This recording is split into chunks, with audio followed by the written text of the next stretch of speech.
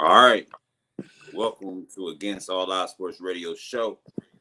I'm Javon Bates, the Legacy.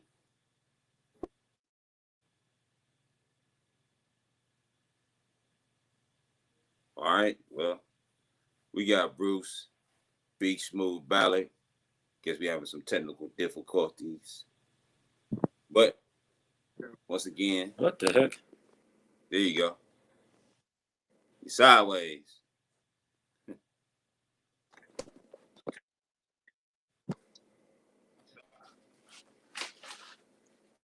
All right, there you go.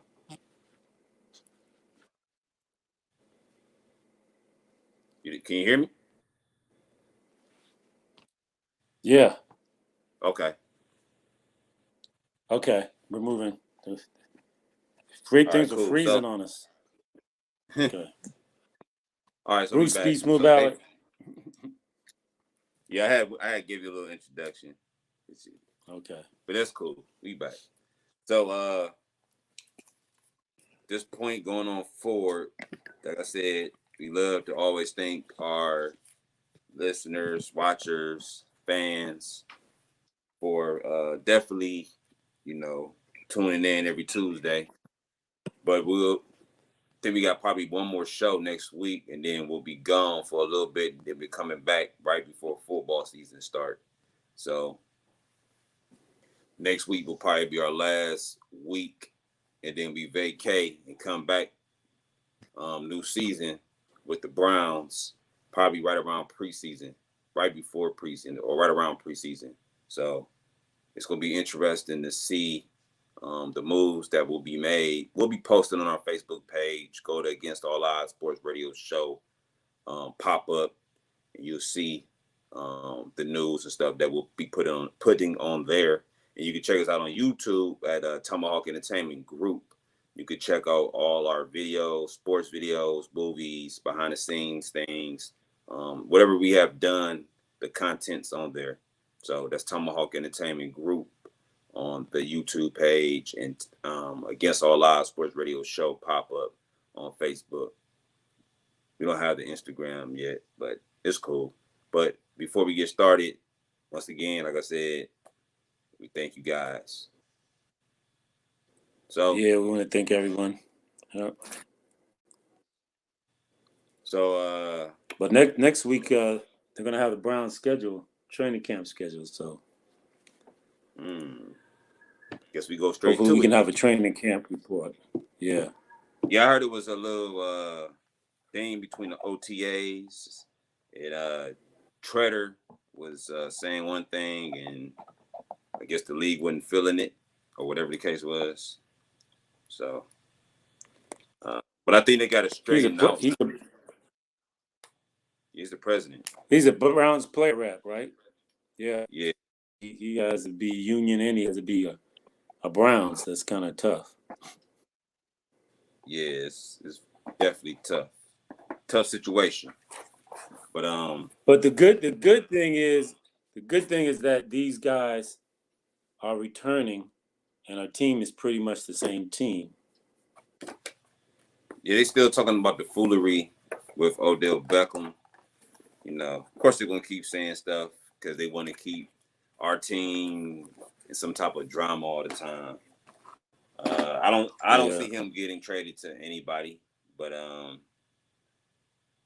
like I said, they just like with the Aaron Rodgers thing, they saying Rodgers is gone, and I still see he's on the roster. So people just like to, like I said, I guess that's their job, stir it up. Yeah, that's their job. Ain't nothing happening in the news other than the Julio Jones situation. Oh yeah, so let me explain that situation. Getting a little interesting. I think I explained it to you earlier on what happened. So the situation is, let's say me and Bruce is right now on the radio show, and we call Tank, and he doesn't know that we're on the radio show live. So I call Tank from my cell phone, not from the actual show phone, not from Against All Odds Sports Radio Show. I call Tank from my cell phone. I'm like, Tank, you about to leave Atlanta? And he like, yeah, I'm about to leave. I'm gone. They're like, all right, you thinking about playing for the Cowboys? And he like, nah, man, I'm trying to win. And that's how it kind of all happened. Julio really didn't know he was live on the air because Shannon Sharp called from his cell phone. So it was more so of a personal call between me and him, or him and Shannon Sharp. So Shannon Sharp, I think that was a crazy move. You should have warned them before you actually called. But that's how everything transpired. Shannon called Julio.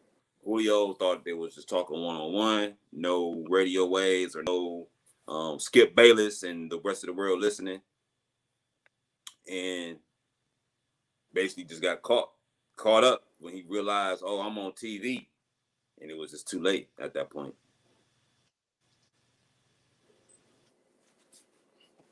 Yeah. So that relationship between Atlanta and Julio, I already heard, was already over with anyway. So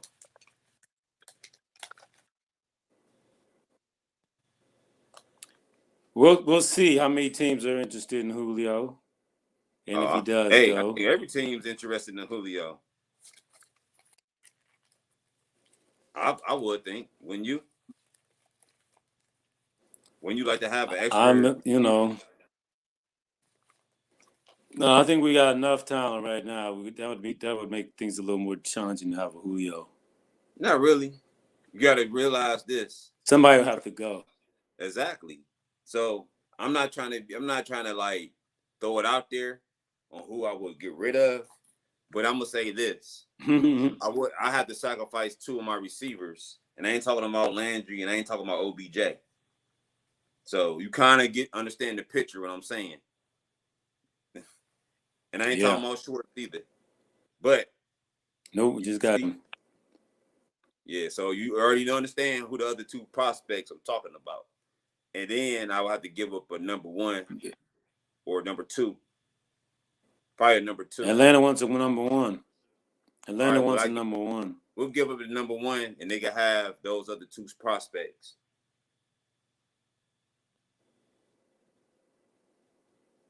Yeah. He probably have to give a 1 and a 2, because since Cleveland's so good, your number 1 would seem like a number 2 anyway. Yeah, you're right. So probably give a number 1 and number 2. I'll give up a number 1 and a 3. I have to keep a number 2. We'll give up a 1 and 3.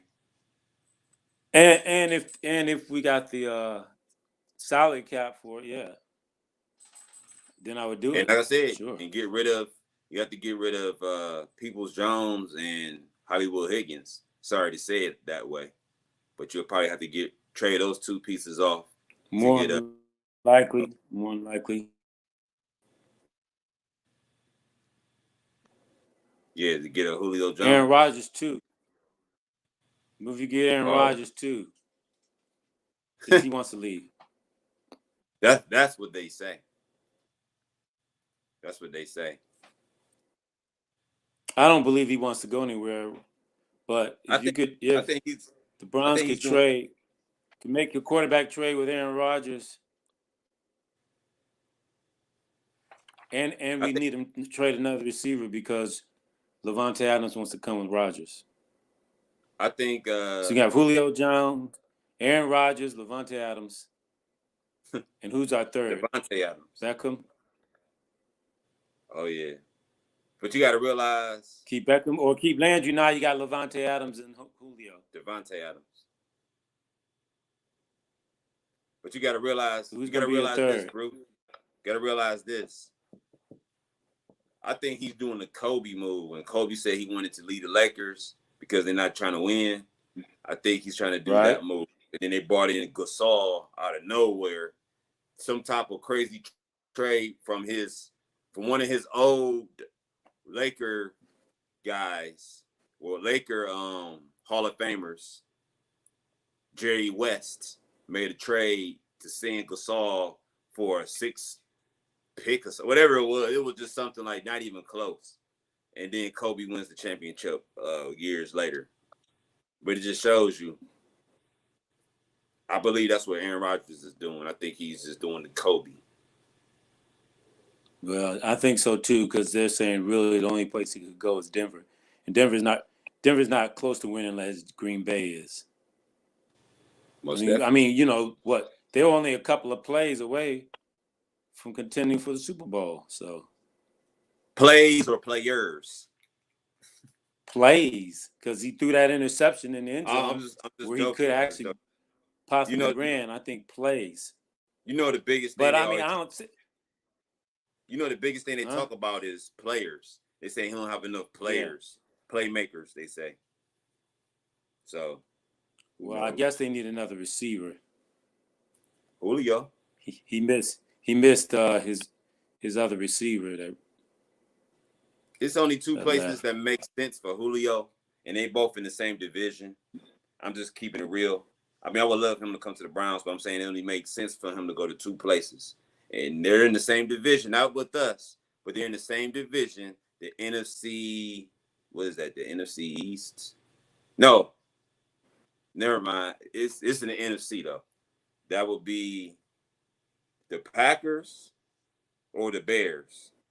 He would make more sense with those two teams because those teams only have one playmaker, and they need another playmaker. The Bears don't have a playmaker. They do. They got Allen Robinson. Yeah. So they need another. Oh, that's right, Allen Robinson. Yeah, they need another playmaker. Forgot about Allen Robinson still there. Yeah, Allen Robinson is the playmaker. He just don't have the fancy name like the Julio Jones, but he is a playmaker. Right, because Chicago ain't making a lot of noise, so we don't hear much about Allen Robinson. So Fields will have a nice toy to play with to feature. If he had Robinson and Julio, he could actually throw to those guys. And then he'll have Cohen and Montgomery back in the backfield. And the tight end is the one guy, I think he was drafted last year, Comment, whatever his name is. He'll have him. So I just think Julio probably would fit more with Chicago, give Fields some help. Or Aaron Rodgers, which would give Aaron Rodgers another new piece, which he's been asking for. But the teams he need to stay away from, if you're a Browns fan, will be Kansas City, the Buccaneers, and Buffalo. They'll be the three teams that we don't want Julio going to. Or Pittsburgh or Baltimore. Well, you know what? Those guys never paid money to receivers anyway, so that wouldn't even be. So you say they ain't going there. Being real, it won't be in the question. They won't even be in the market. He want to win with some money in his pocket. Well, so you think Baltimore will pay Julio Jones to come play, and Lamar will actually throw the ball? Lamar has a problem, and I don't know if it's the offensive coordinator. It seems like the coordinator wants him to run it more versus throw it. We already got a Sammy Watkins. So neither Julio, a young Julio, yeah, but older now Julio, no. I mean, because Sammy and Julio are almost similar in the way they go. You know, they're deep playmakers, but Sammy hadn't really shown it. Julio Sammy's he's slower than Julio. Yeah, he's slower, but they need like a playmaker, a young middle-aged, middle-year playmaker. They could use somebody like if they had a Beckham or a Levante Adams. They need that type. They don't need another similar. I mean, like I said, him and Watkins are almost clones, but I mean Jones is just significantly better, but still. Julio Jones is a mismatch for anybody. A mismatch for anybody. More down the field, his speed is decreased, so he's not the blazing Julio. His size didn't Jones decrease. He was. No, his size didn't. So he's still the deep threat, the ball getter. Yeah. I believe if you throw it just speed-wise, he'll definitely go get it. I mean, that'd be a nice target for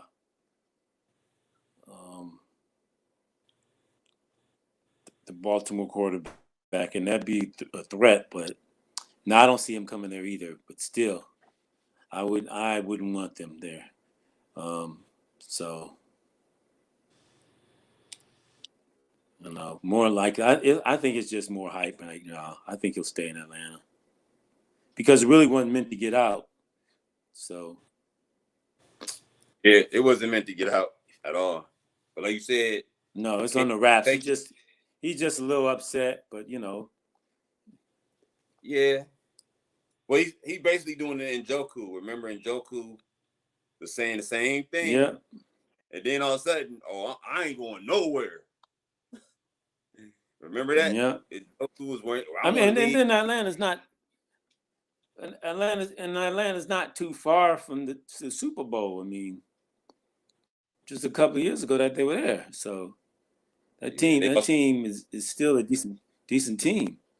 They lost their coordinator and he went to San Francisco to be a coach. And so after that, they still got Matty Ice. So you still got your quarterback, Julio Jones. They got young receivers and Ruggs. So there's not like, and they got their running backfield is decent. So offensively they're not bad, and their offensive line is not bad. So it's not a bad team. They just, I think it's the defense that they needed to show up. Yep. Especially after that debacle in the Super Bowl. So I think that's the biggest thing. I'm not sure what they did in the draft. I really don't care, but I think Julio Jones will stay in Pack. Now the thing is that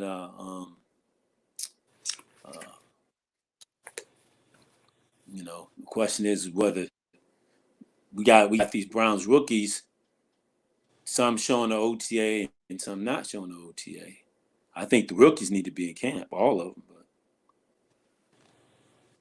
true that. I agree. It's the way it is now, So I want to ask you this question.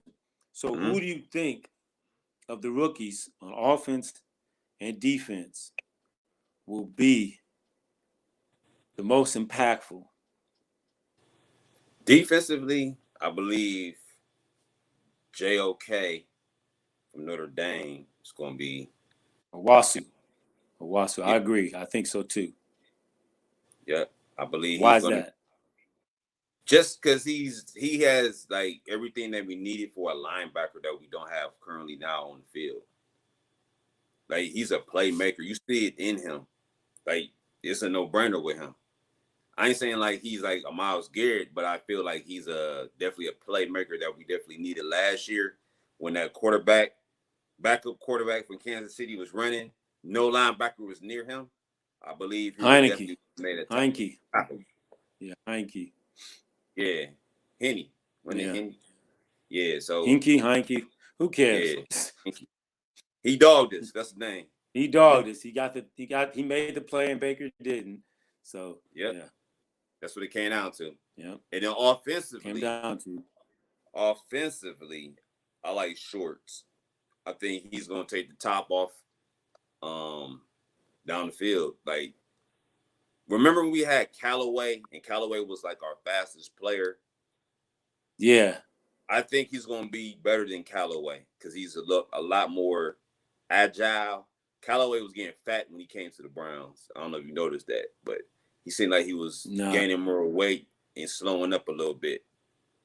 With Shorts, I think he had a good rookie year. He did, but after the rookie year, he started getting bigger. When he started hanging out with what was his name? We got the bad influence we got from Tennessee. Josh. Oh yeah, Josh. Yeah. He changed when he started hanging out with Josh Gordon. Yeah. And now he's bouncing around, I think, in the NFL. Yeah. Remember they found. But I didn't think he was the best receiver available at that time anyway. They was looking at his speed because he was just fast at the time. Yeah. That was it. I thought there were better receivers in the draft. They were. Okay, so yeah, I agree with you on that too.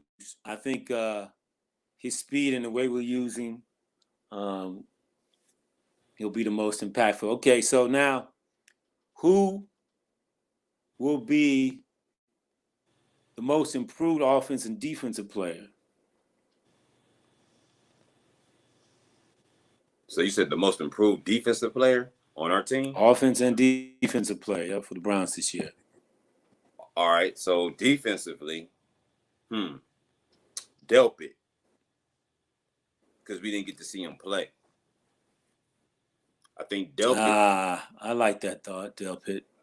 I think Delpit is going to be something that we should have had last year that we just now seen this year. And then offensively, I'm gonna go. Hey, I'm gonna go on a limb here on offensively, but I think Njoku gonna be a dog. I think Njoku, man, be improved. I'm gonna take Phillips at the linebacker. Yeah, he's he nice. Had a lot of promise. Hey, he's nice. I think he's gonna be the most improved. We're gonna see a significant improvement in his play. I mean, really, one thing we didn't get to see him a lot last year. No, but when he played, more to make plays. Yeah. And offensively, I think JoJo Natson is gonna make a splash because we want to see him at least on the special teams. But someone said, I think he might make him mark special team wise because we don't want Schwartz on the special teams. But I think I'm looking at JoJo Natson will make an impact special team wise. Right. I think a limb on that one. That's a big limb because Peoples really looked good last year. Peoples Jones. Hey, Peoples Jones is good. I will put him second offensively if I had to bet on somebody. I think he made good strides at the end of the season. But I feel like Njoku this is contract year coming up, and I believe that he's gonna play a lot better. He started playing good at the end of the season last year. So I think he's gonna show people or the next team he played for that he's worth that money. I don't think he'll be a Brown after next year. I think he's gonna hit the market and get money for his worth. Well, we gotta choose. We're gonna pay Baker, underpay Baker, and keep some players, or pay Baker, lose some players. We gotta take care of Chubb. Yeah, well, that's the question. Do you pay Chubb, underpay Baker, take care of Chubb, and then take care of Baker later? Or do you overpay Baker, let Chubb go, and you keep Hunt? You got Hunt, and then you got these other guys. But nope. I would like to see Chubb. I'd like to see Chubb stay. Hunt is not a Chubb. So Hunt is not going. We got him on the contract. Right, but I'm saying a Hunt is not a Chubb, so you can't replace a Chubb with a Hunt. A Hunt is cool, so we can't pay. So we can't pay Baker that max. No, but you can make a trade. Pay him something decent, but he can't pay him max. But you gotta make a choice. You want to win or get paid. In the long run, he's gonna get paid. His endorsements. If we're winning, he's gonna get endorsements. He's gonna get other things. He's gonna get a lot of accolades. So it benefits him to take a cut, get the money on the back end, and keep your talent around you. Right. Because I think this team, they've built this team where the quarterback is not the focus, and it's not relying on the quarterback. That way, you can keep your decent quarterback. Because I think, of course, the plan is to keep Baker. But I don't think the plan is to pay him a lot. I will just try to pay him as least amount of money as possible. And I ain't saying don't pay the man, but I can't give him no Aaron Rodgers money and nothing like that.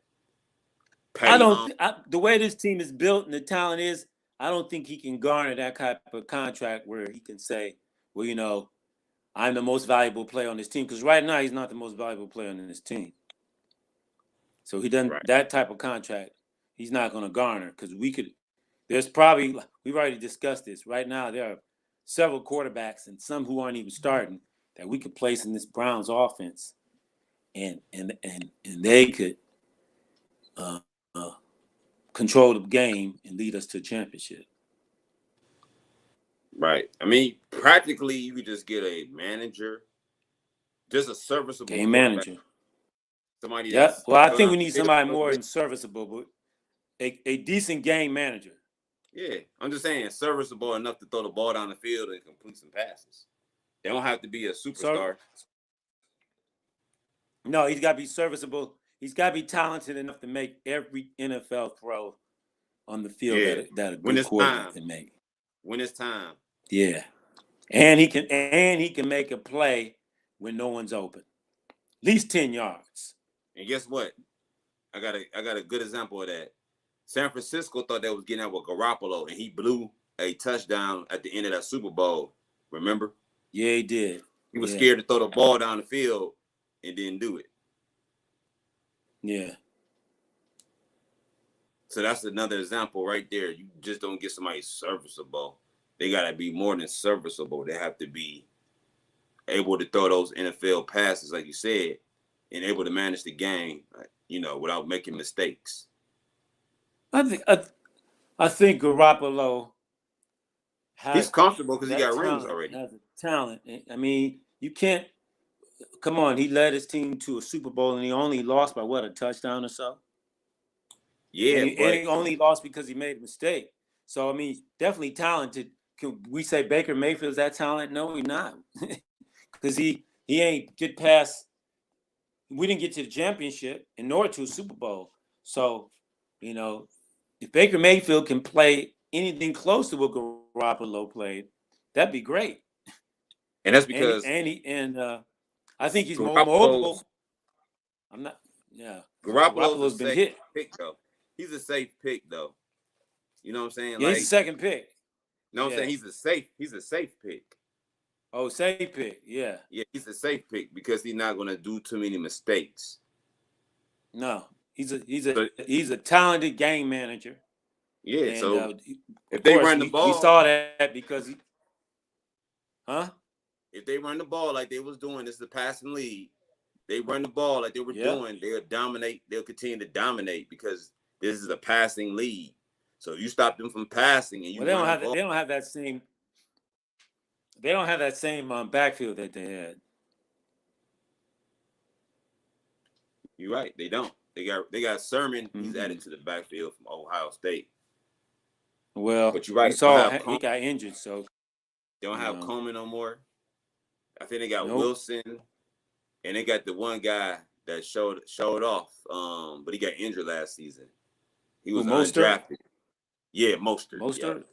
Mostert. Yep. He was undrafted. Now, Mostert been around a little bit, so Yeah, he has. He runs hard.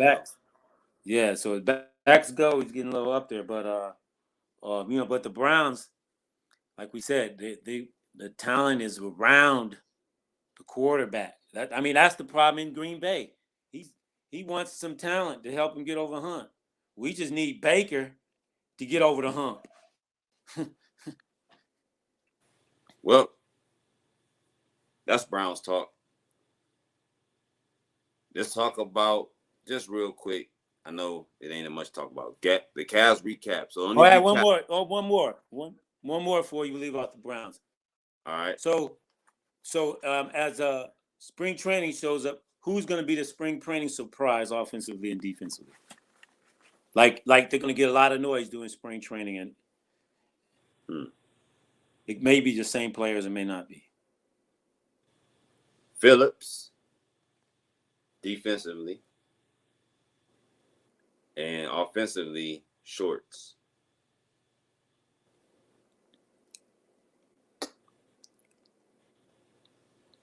I'm going to say Delpit and Peoples-Jones. Good picks. We're already starting to hear good things about Newsom, but I'm going to say Delpit and Peoples-Jones. And then my second choice would be Newsom and the running back, the backup, the running back who's supposed to can catch and run. Yeah. I think it'll be a nice surprise. I think we're going to hear a lot about him. Yeah. That was my surprise in spring training. Oh, as I was saying, the spring training schedule. I mean, the training camp schedule will be coming out. So we got to make this training camp this year. Oh yeah, without a doubt, we're gonna make a couple of them. Yeah. All right. Next, real quick. I'm talking about. This might be the quickest recap, and ain't really no recap. We're talking about Cavs picking at number 5 because they lost a coin toss to Oklahoma City. So Cavs at worst 9. No, they said it's 5th pick. They have the 5th pick.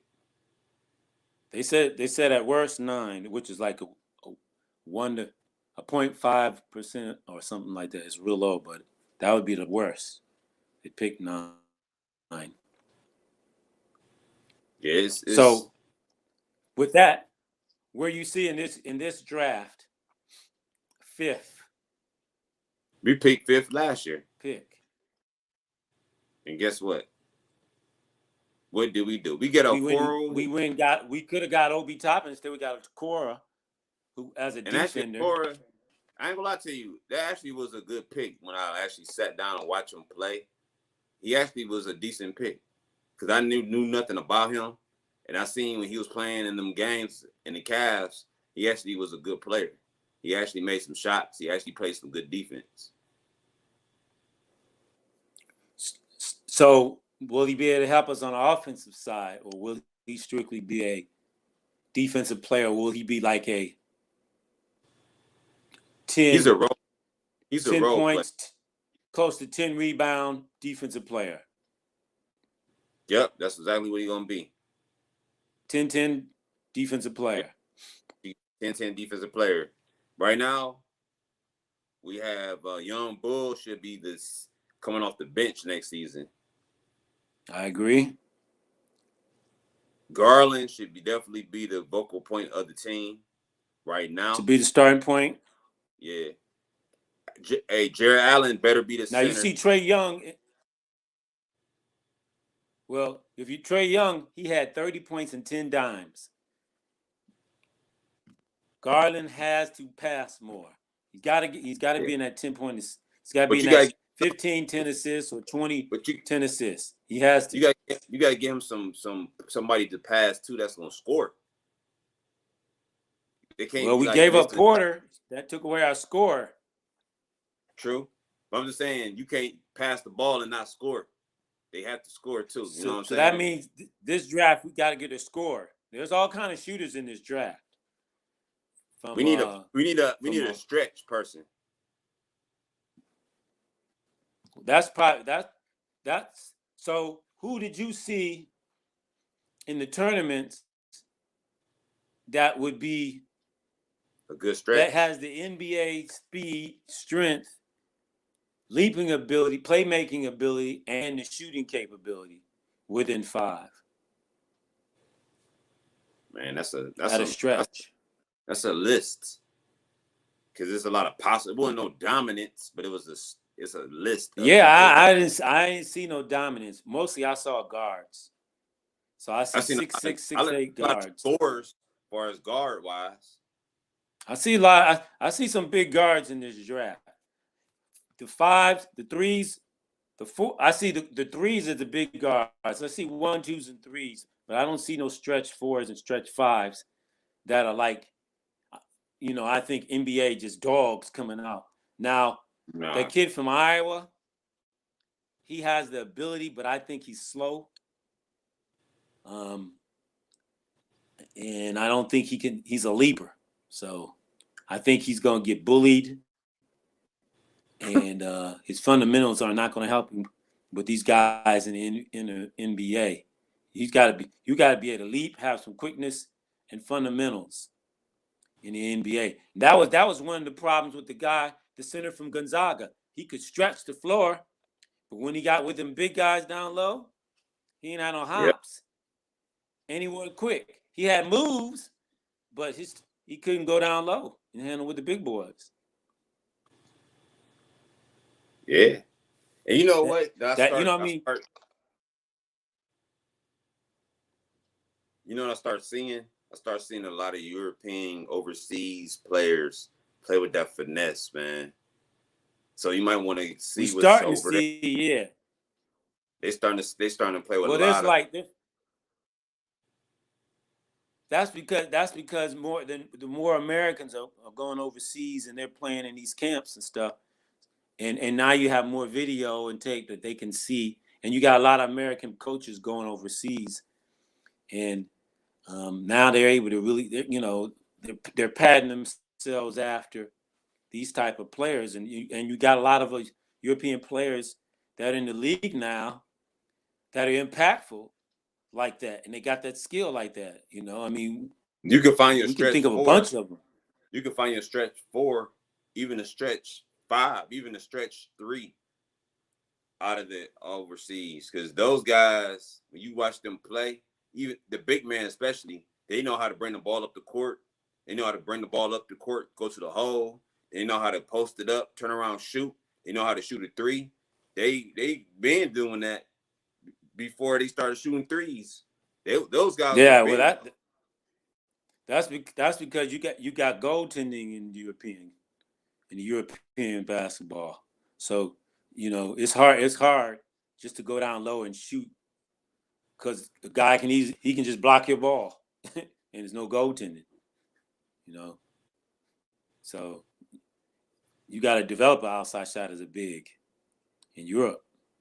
But there's like 3 or 4 European players that they have in this top 10 draft. Mostly guards, so they're like 3-4s. But I think this is guard and Layden. If you're looking for a big guard to run your 2, sometimes play your 1, but play that 3. I think you can find those guys that can play that 3-point game, because as you see in the playoffs, that's all you've seen from Milwaukee, and that's all you saw from some of the other teams. But definitely we saw that from Milwaukee and Atlanta. Milwaukee, Atlanta. Who else yesterday? The Sixers. The Sixers were bombing from 3. Well, who was that made 23 threes yesterday? And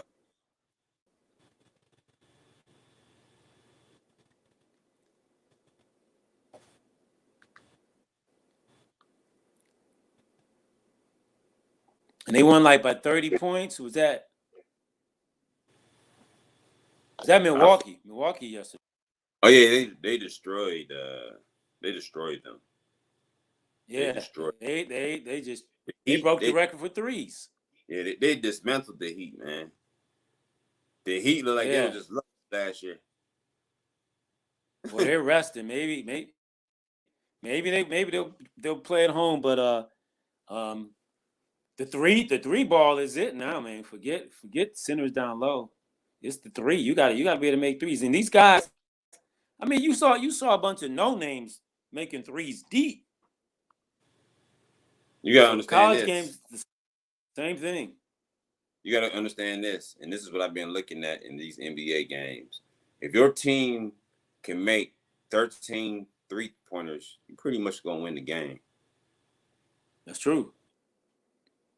You make 20, you make 15, you pretty much a lock. Yeah, you make 15, you lock the game up. 13 should win it for you. Lock the game up. Yeah. 13 but should definitely as we saw, Baylor was a perfect example. They smoked Gonzaga because they made their threes. And Gonzaga, their game weren't threes. They had a few guys that could shoot the threes, but it was mainly down low and threes, because their center was one of their main cogs, and their point guard, he liked to penetrate and shoot a little threes. But that Baylor team, they had no center, and they just ran the floor and shot threes. That's the new NBA game. That's why the Lakers are having a problem right now, because the Lakers' original game is LeBron and AD who plays that stretch, and you don't have a real center because you got three shooters around LeBron and AD. But now when you put what's his name on the floor at center with AD, you got too many bigs. Right. Can't run the floor. True that. You seen Durant and what's his name from the Celtics? Can't think of his name.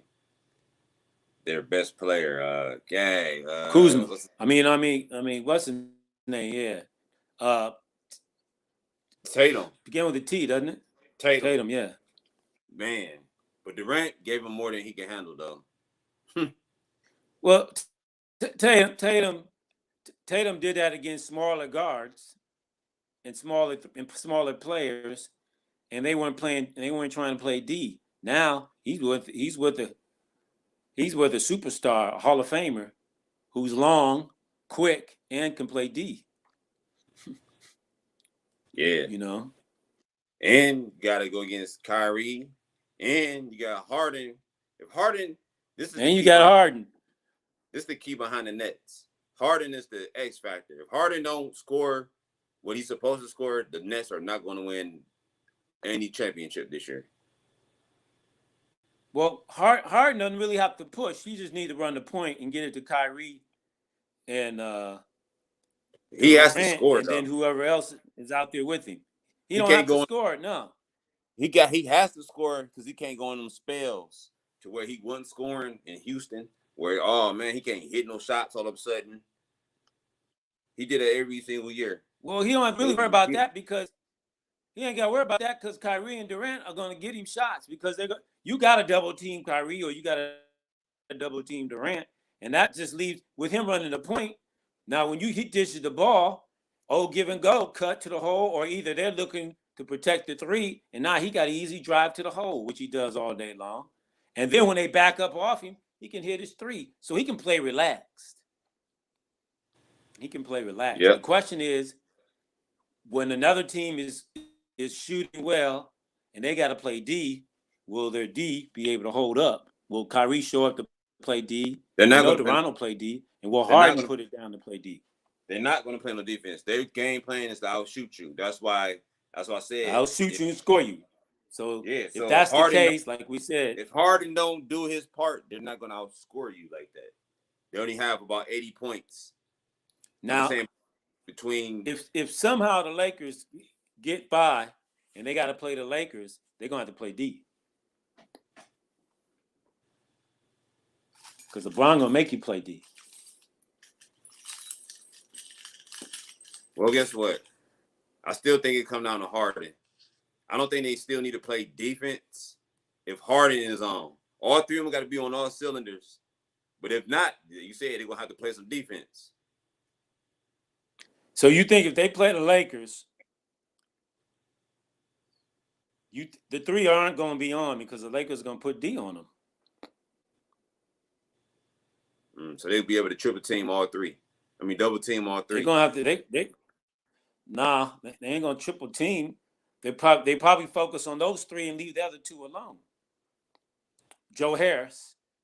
Okay, Joe Harris going to have to beat us, and who else? The Eldridge, LaMarcus, Blake Griffin. Who's at the guard? So Eldridge don't start, does he? Green. You got Green. You got Green. LaMarcus Eldridge. Green came off the bench. I'm saying those are the other players that you got to worry about. LaMarcus Eldridge. Well, who's the starting five? Oh, is it Joe Harris, Kyrie? That's 4. Durant. 4. Ain't it LaMarcus Eldridge? I don't know. Nah, he didn't start last time. I don't think so. I don't know then. Kids, it seems like they changed the line so much. You don't know who's starting, who ain't starting. So who knows?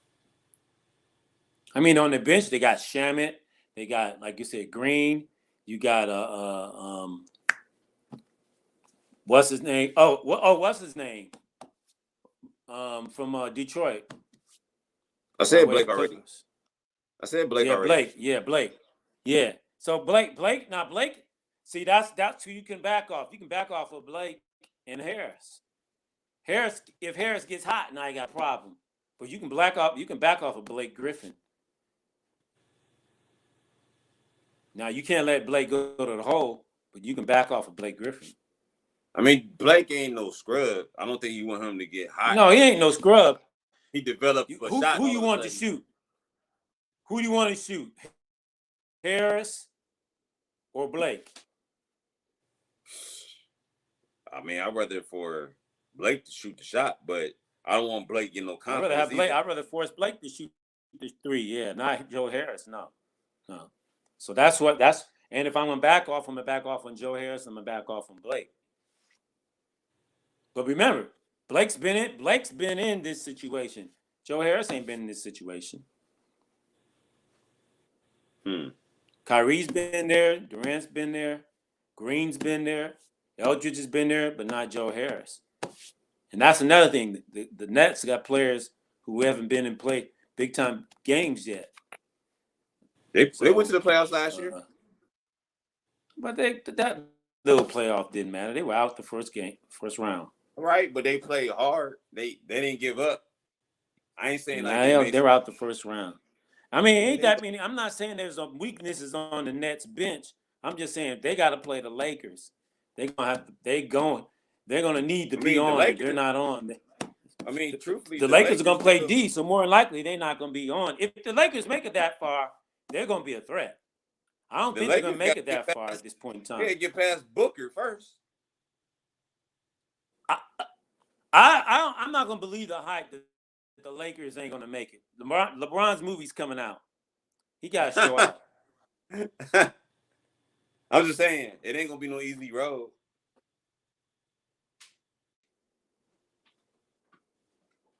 That's all a part of the NBA drama. Will LeBron make it? All right, so they got Durant playing the 5. The Lakers lose today. They got Durant playing the 5 because they're already talking. Who, Durant? You hear me? They got Joe Harris, Kyrie, Blake Griffin,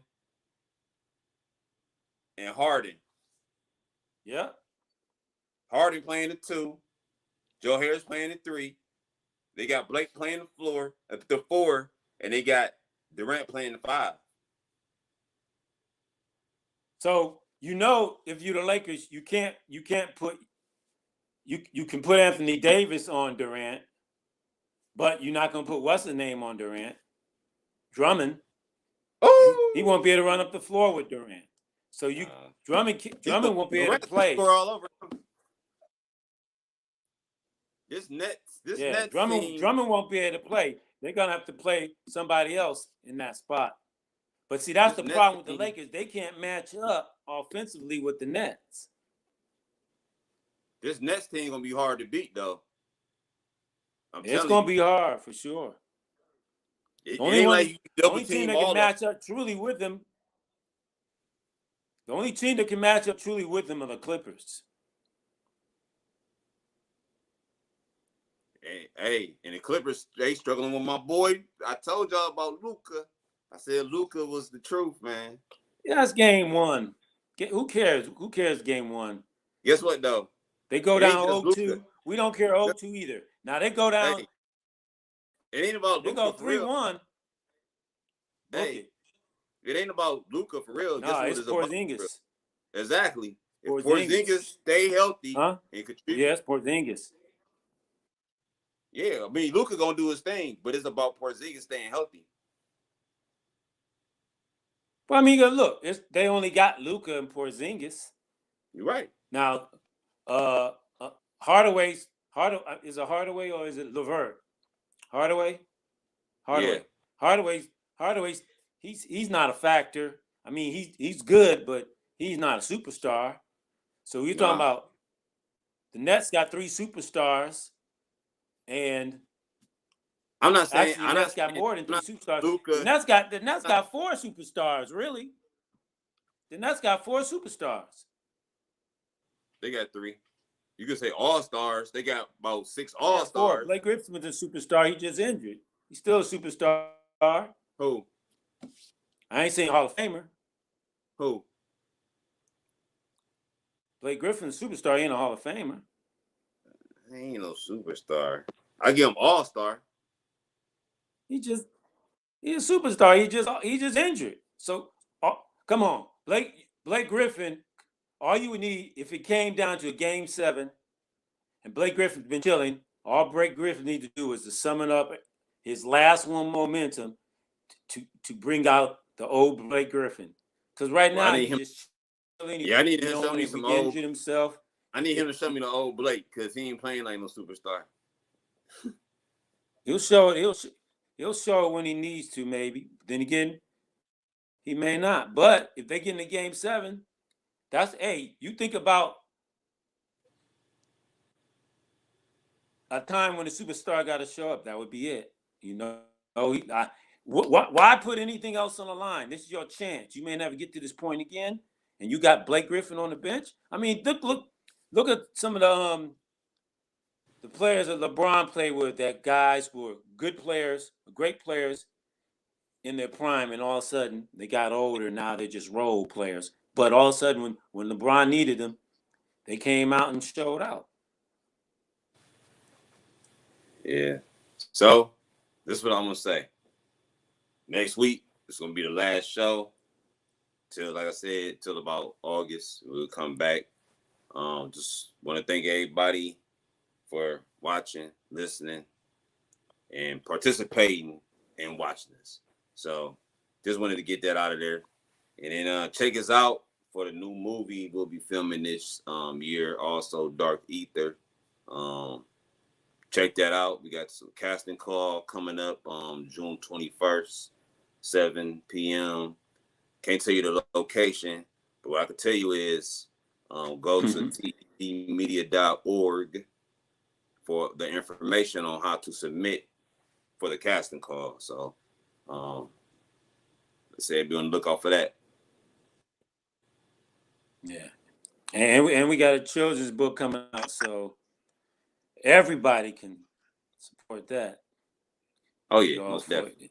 Any of you have kids, young kids, you want to give that as a gift, we'll be having that coming out. So, most definitely support us too. And then we got some events still. Oh yeah, got events coming. They starting to open up the United States a little bit more. So yeah, what's coming in? Some more shows. Bring back some more shows. You got the top 5 coming back. Oh yeah, top 5 coming back in October. So we'll see. Yeah. All right. Well, everybody. Bruce B. Smooth Ballad. Enjoy yourselves. Enjoy your weekend. Enjoy the Memorial holiday. Yep. Enjoy those. Peace. All right.